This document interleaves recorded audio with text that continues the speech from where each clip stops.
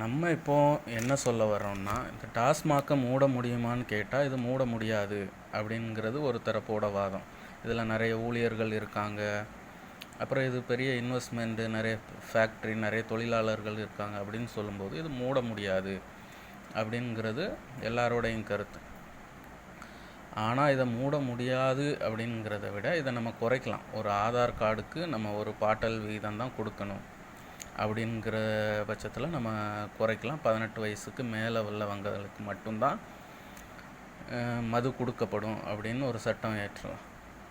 இந்த ஆதார் கார்டுக்கு ஒரு பாட்டில் தான் அப்படின்னு நம்ம இது பண்ணும்போது இது எந்த வகையில் நம்ம தீர்வு காண முடியும்னா, ஒரு இளைஞனுக்கு திருமணம் ஆகும்போது கட்டாயம் டாஸ்மாக் சர்டிஃபிகேட்டு வேணும் அப்படின்னு பெண் வீட்டு தரப்பு கேட்கலாம். அப்போ பெண் வீட்டு தரப்பு கேட்கும்போது 18 வயசுலேருந்து அவன் கல்யாணம் முடிகிற அந்த 28 வயசு வரைக்கும் எவ்வளோ குடிச்சிருக்கான் அப்படிங்கிறது நம்மளுக்கு தெரிய வரும்.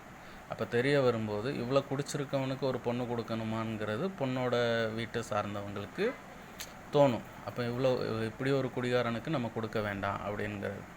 இதனால் அப்போ உனக்கு பொண்ணு வேணும், திருமணம் ஆகணும், குழந்தைகள் வரணும் அப்படின்னா நீ குடிக்காமல் தான் இருக்கணும்.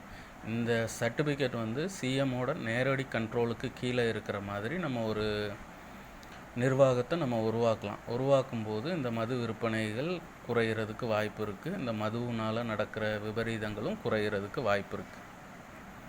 இது என்னோட கருத்து. மக்கள் உங்களோட கருத்து என்னன்னு கமெண்டில் பதிவு பண்ணுங்கள்.